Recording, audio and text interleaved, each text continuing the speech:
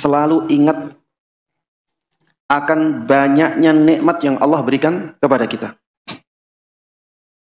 Yang pertama, kita selalu ingat bahwa nikmat Allah yang Allah berikan kepada kita itu sangat banyak sekali. Sampai-sampai Allah mengatakan, wa in ta'uddu ni'matallahi la tuhsuha. Apabila kalian berusaha untuk menghitung semua nikmat Allah, kalian tidak akan mampu. Kalian tidak akan mampu. Saking banyaknya kenikmatan yang Allah berikan kepada kita. Coba bayangkan, dari mulai nyawa. Siapa yang menciptakan nyawa kita? Allah Subhanahu wa ta'ala. Badan kita yang menciptakan Allah Subhanahu wa ta'ala. Kemudian setelah itu Allah Subhanahu wa ta'ala menjadikan kita hidup, tumbuh. Rizki-rizki Allah berikan kepada kita. Kenikmatan-kenikmatan Allah berikan kepada kita. Semua yang kita rasakan ini nikmat dari siapa? Allah Subhanahu wa ta'ala. Antum bisa menghitung semua nikmat Allah, tidak akan mampu. Kita harus ingat terus itu. Sehingga nantinya kita menjadi malu kepada Allah Subhanahu wa ta'ala. Antum kalau misalnya setiap hari orang ngasih antum 1 juta hari ini, besoknya 1 juta lagi, besoknya 1 juta lagi. Antum malu nggak kepada orang itu? Itu baru 1 juta.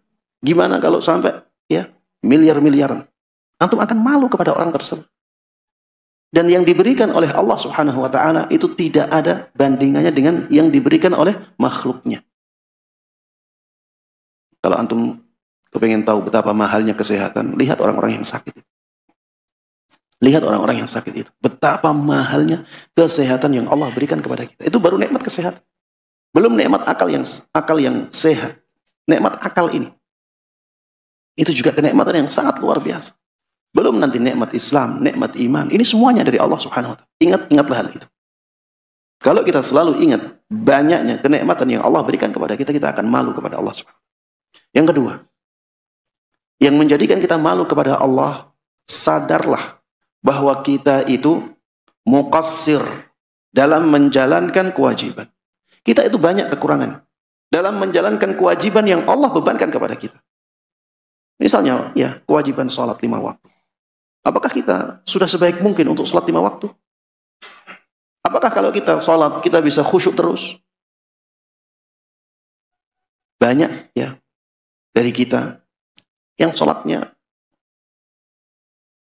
mungkin kekhusyuannya 10% atau 20%. Yang lebih dari itu sedikit.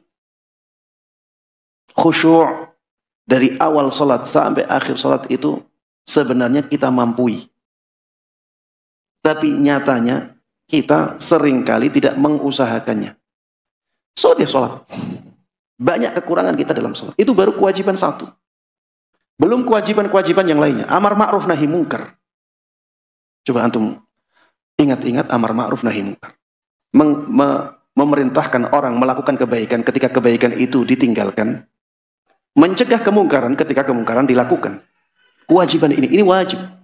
Man ra'a minkum mungkaran falyughayyirhu biyadihi. Barang siapa yang melihat kemungkaran, ubahlah kemungkaran itu dengan tangan. Fa illam yastati' fa bilisani. Kalau tidak mampu mengubahnya dengan tangan, ubahlah dengan lisan. Ingatkan. Fa illam yastati' fa biqalbi. Kalau tidak bisa dengan lisan, maka dengan hati, ingkari dengan hati. Kita itu seringkali sudah sebenarnya bisa dengan tangan, tapi kita dengan lisan saja. Sebenarnya bisa dengan lisan, tapi dengan hati saja. Bahkan seringkali ada kemungkaran di sekitar kita, hati kita pun tidak mengingkarinya. Padahal itu kewajiban. Kalau misalnya antum masuk ke pasar. Masuk ke pasar, ada kemungkaran. Misalnya aurat yang terbuka. Wanita banyak yang terbuka auratnya. Rambutnya, ya mereka buka padahal itu aurat. Yang wajib untuk kita diam saja. Bahkan seringkali hati kita pun tidak terganggu sama sekali dengan keburukan itu. Harusnya kan kita wajib untuk mengingkari dengan hati kita. Itu amar ma'ruf nahi munkar. Antum pindah ke misalnya masalah zakat. Kewajiban zakat. Apakah antum sudah lakukan dengan sebaik mungkin? Kita banyak kekurangan pada kewajiban-kewajiban yang Allah bebankan kepada kita. Talabul ilm, menuntut ilmu. Kewajiban. Talabul ilmi fariidatun ala kulli muslim. Menuntut ilmu itu kewajiban bagi setiap muslim. Berapa persen kewajiban ini yang kita lakukan. Kita di dunia ini banyak melakukan kegiatan-kegiatan yang harusnya didasari oleh ilmu. Tapi kita tidak mencari tahu tentang ilmu dalam masalah yang kita lakukan itu. Padahal itu kewajiban. Ada banyak kekurangan di kita pada kewajiban-kewajiban yang Allah bebankan kepada kita. Ingatlah itu. Sehingga kita malu kepada Allah subhanahu wa ta'ala. Kita bukan siapa-siapa. Dikasih nikmat yang sangat banyak oleh Allah subhanahu wa ta'ala. Kemudian balasan kita pun masih sedikit sekali. Wa ma khalaqtul jinna wal insa illa liya'budun. Beribadah kepada Allah kita pun masih sangat sedikit sekali. Kemudian yang ketiga, yang bisa benar-benar menjadikan kita malu kepada Allah subhanahu wa ta'ala adalah sadar bahwa kita itu selalu diawasi oleh siapa? Oleh Allah subhanahu wa ta'ala. Sadar bahwa kita itu selalu dilihat oleh Allah subhanahu wa ta'ala. Gerak-gerak hati kita pun itu diketahui oleh Allah subhanahu wa ta'ala. Kita akan berkata jujur atau tidak, diketahui oleh Allah subhanahu wa ta'ala. Maka para jemaah sekalian rahimakumullah, kalau kita benar-benar merasa diawasi oleh Allah, kita akan malu kepada Allah subhanahu wa ta'ala. Kita tidak perlu CCTV, tidak perlu kamera. Kita benar-benar akan malu kepada Allah ketika melakukan sesuatu yang menjadikan Allah murka.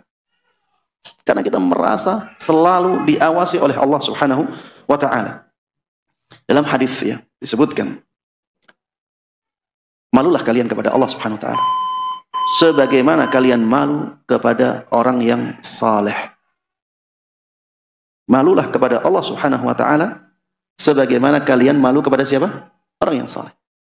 Kalau misalnya kita berkumpul dengan orang-orang yang kita anggap sangat mulia, ulama-ulama, para asatir, pembesar-pembesar, kita di situ. Apakah kita kalau misalnya pakai kaos oblong tidak malu? Tentunya kita malu pakai kaos oblong di situ. Pakaian kita nggak rapi saja malu. Padahal itu bukan perbuatan dosa, hanya tidak pantas. Tapi itu pun menjadikan kita malu. Kita malu dengan keadaan seperti itu. Maka kata Rasulullah sallallahu alaihi wasallam, malulah kalian kepada Allah subhanahu wa ta'ala sebagaimana kalian malu kepada orang-orang yang saleh. Dan harusnya kita lebih malu kepada Allah subhanahu wa ta'ala daripada malu kita kepada orang-orang yang saleh. Iya, kita merasa selalu diawasi oleh Allah. Allah katakan dalam Al-Quran, wa kafa billahi syahida. Cukuplah Allah subhanahu wa ta'ala sebagai saksi kalian. Allah katakan dalam Al-Quran, innallaha kana alaikum raqiba. Sesungguhnya Allah subhanahu wa ta'ala itu selalu mengawasi kalian. Di dalam ayat yang lain, ma yakunu min najwa thalathatin illa huwa rabi'uhum wala khamsatin illa huwa sadisuhum wala adna min dhalika wala akthara illa huwa ma'ahum aina makan. Jadi Allah subhanahu wa ta'ala, kalau ada 3 orang yang berbisik-bisik, Allah yang keempatnya. Kalau ada 4 orang berbisik-bisik, Allah yang kelimanya.